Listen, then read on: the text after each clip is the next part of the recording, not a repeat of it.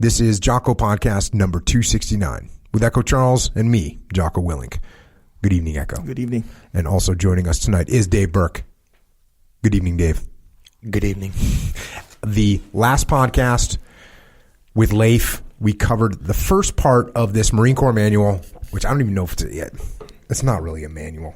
It's like somebody made this. It's called The Squad Leader Makes a Difference. And I know who made it, actually. Lieutenant M.M. Abalde and Lieutenant A.M. Otero. They made it at the Marine Corps Warfighting Lab in August of 1998. And we're going to push through the last few pages of this book that we didn't cover last time, but then we're going to dive deeper into the last example, which I actually moved to the end.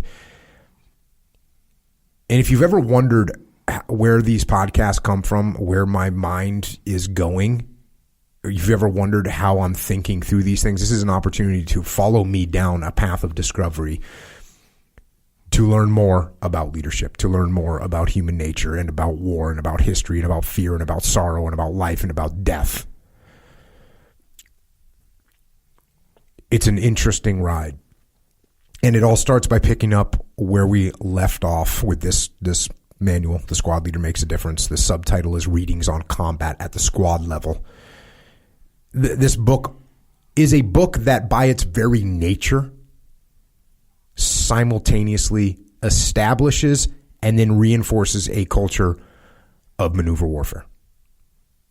It enforces that. It establishes it. It is decentralized command. It's literally a book about the frontline leaders making a difference and stepping up and leading. So here we go. We're going to go back to the book right now.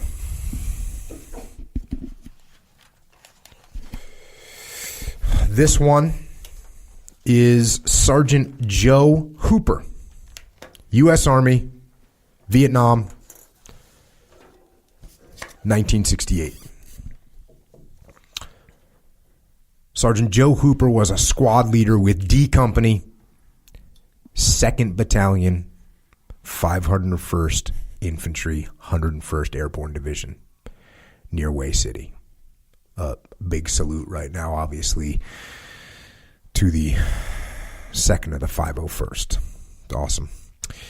In January of 1968, Hue was captured by the North Vietnamese in the Tet Offensive. U.S. forces fought desperately to liberate Vietnam's ancient imperial city. On February 17th, D Company was assaulting a defended position along a riverbank outside Hue City when it was attacked by rocket and machine gun fire. The company had run into a defensive position manned by 2 North Vietnamese companies in dugout bunkers. With the company pinned down by fire, Sergeant Hooper located the source of the enemy fire. He rallied his squad and attacked across the river. He overran several enemy bunkers. This bold maneuver inspired the rest of the company to join the attack. During this attack, some of Sergeant Hooper's squad had been wounded. He ran out into the open to retrieve them, but was seriously wounded himself. Sergeant Hooper refused medical treatment and returned to his men. Enemy fire continued to hamper the attack. Sergeant Hooper led his squad through the bunkers and buildings, clearing a path for the company and mortally wounding a North Vietnamese officer. When his squad came under direct fire from a building to their front, Sergeant Hooper assaulted the building himself and killed the enemy with grenades and rifle fire. Upon reaching the final line of the North Vietnamese defenses, Sergeant Hooper destroyed 4 bunkers by running the length of the position, tossing grenades into each of the dugouts. The enemy soldiers began to withdraw from their positions. Sergeant Hooper then led his squad in destroying the last 2 Vietnamese bunkers with white phosphorus grenades. After the last pocket of resistance was eliminated, Sergeant Hooper organized his unit into defensive positions.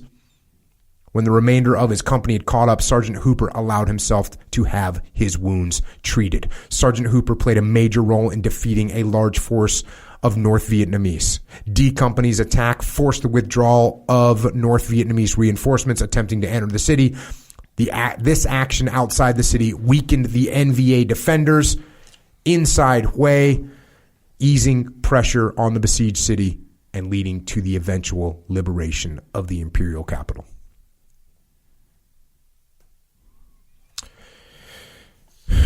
And oddly enough, it doesn't talk about him receiving the Medal of Honor or anything after he's charging bunkers by himself. It's just, who? I guess that's just what we're doing. Lessons. Sergeant Hooper displayed exceptional leadership. His endurance, despite being wounded, served as an example to his squad and his company. After taking initiative to assault across the river, Sergeant Hooper's squad assumed the role of the company's main effort and spearheaded the attack. His exceptional courage under fire inspired the remainder of the company. Sergeant Hooper's combat decisions and tactical leadership at the squad level contributed to his company's success in this bitter fight.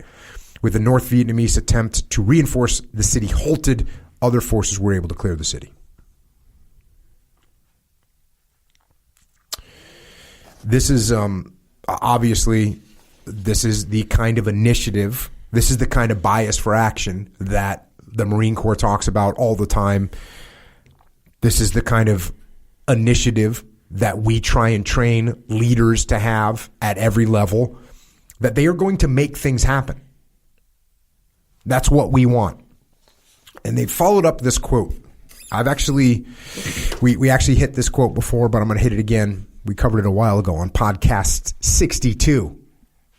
Ardent de Peak, his book Battle Studies.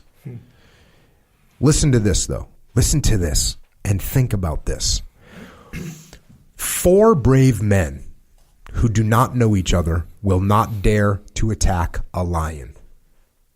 4 less brave men, but knowing each other well, sure of their reliability and consequently of mutual aid, will attack resolutely.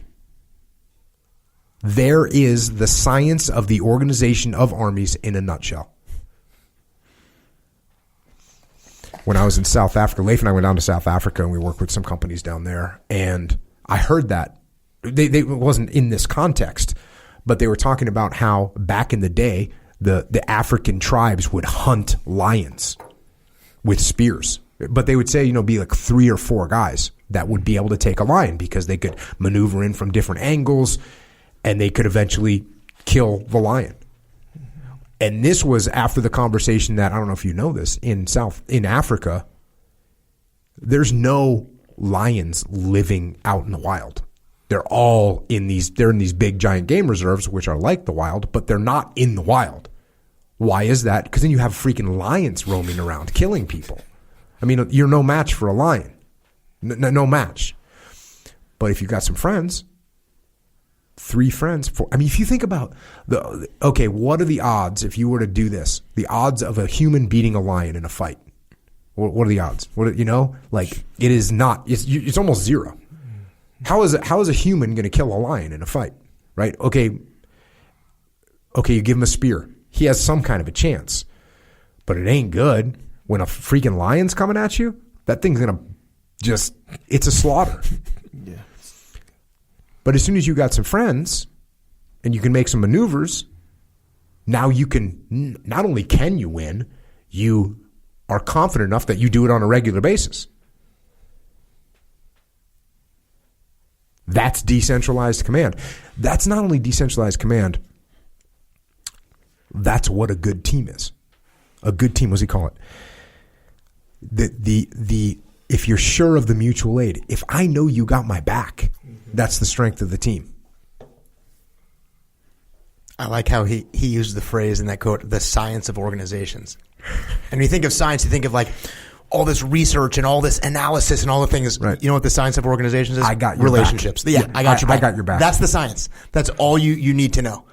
I think that quote, that word, actually, I wrote that down because that rung loudly of, there's actually, it's not complicated. This is not complicated. You have to have someone that you trust. Yeah. If you trust that person, you'll do so much more with just one other person that you trust than what you'll do on your own. Yeah, and before I jumped on and completed your sentence for you, you were gonna say relationships, right? And I was already in the combat mode of I got your back, because that's what do you don't tell a Lance Corporal, hey, you need to build a relationship. No, you say you got to make sure they got your back, right? But if you're talking to a business, which is what we do, it's hey, you got to make sure you're building good relationships. You got to make sure that they know They're going to give you that support, that mutual aid if you need it. That's what we're doing. And if we have that, we're unstoppable. If we have that, 3 of us can take a lion.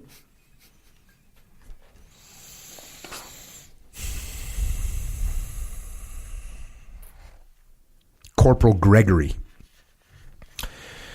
Corporal Gregory was a squad leader. This is Vietnam, 1971, U.S. Marine Corps.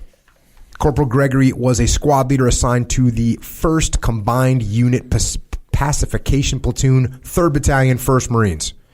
The unit was the northernmost Marine unit in Vietnam.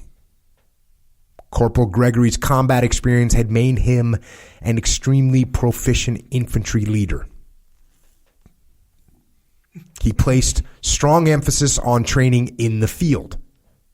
Where? Wait, back in the rear where they had plenty of time to train? No, in the field. He placed strong emphasis on training in the field. He took every chance to conduct opportunity training with his Marines. There were numerous duties required of Corporal Gregory's squad. Each day, Corporal Gregory assembled the squad and instructed them in a single practical infantry skill. I'm going to say that again. Every day, well, they got all these duties. And the reason I'm saying this is we hear this all the time from companies. Well, we don't really have time to train. So guess what? No one has time to train. And if you think that this Marine corporal in the field has, quote, time to train, you're wrong. So what does he do? Every day he assembles a squad and instructs them in a single practical infantry skill. How long does that take? 10 minutes? 5 minutes? 7 minutes? While in a patrol base, Corporal Gregory instructed his men in such skills as helicopter medevacs, close air support, and call for fire. Corporal Gregory required that his squad members continue their professional development. Every day after returning from patrols, Corporal Gregory's squad would work on their Marine Corps Institute correspondence courses. PFC Kirby, a member of Corporal Gregory's squad, finished the Marine Corps NCO MCI in the field in Vietnam.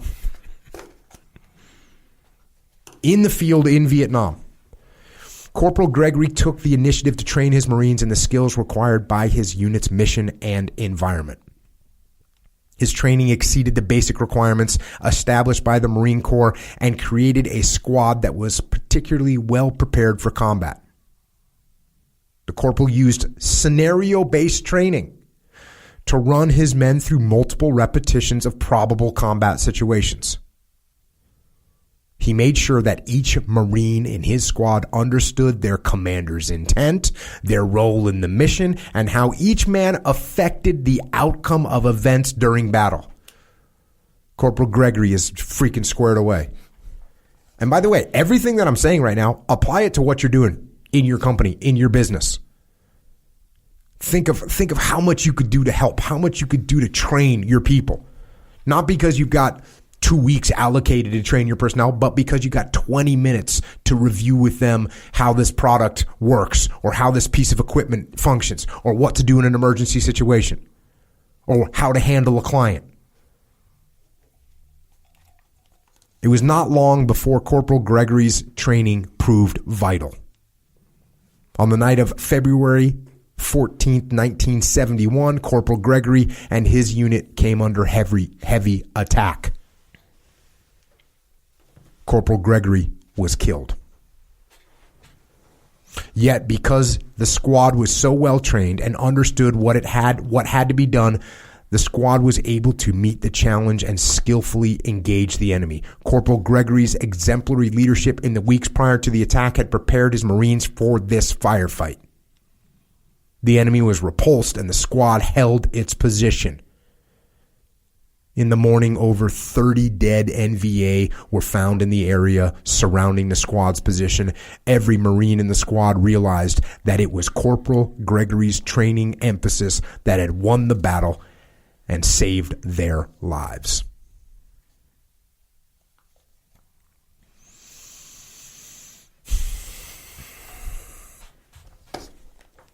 Lessons. Corporal Gregory displayed outstanding initiative in training his Marines. He assumed the responsibility for preparing his Marines for the demands of combat. This training greatly exceeded the established standards of the Marine Corps, which, by the way, are no low standards.